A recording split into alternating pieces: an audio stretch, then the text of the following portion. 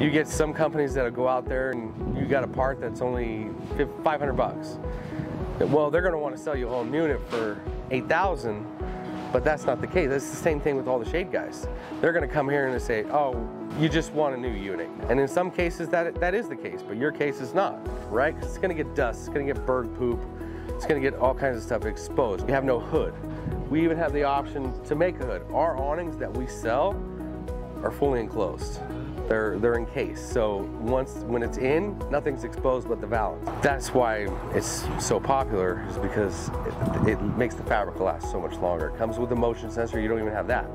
So when it's windy, you gotta remember, and you gotta come out here, put the awning in. There's motion sensors that we put on the front bar, or there's wind sensors with Somfy that you can put on the wall and hardwire, just kind of like what you have here. These come with lights, they're 10-year warranty, 5-year warranty on the motor, but they last forever. Something goes wrong, we have it in stock. So if you ever do need a new frame, they're adjustable pitch, you can put a drop balance on it, just like what you have here, and it'll be all brand new.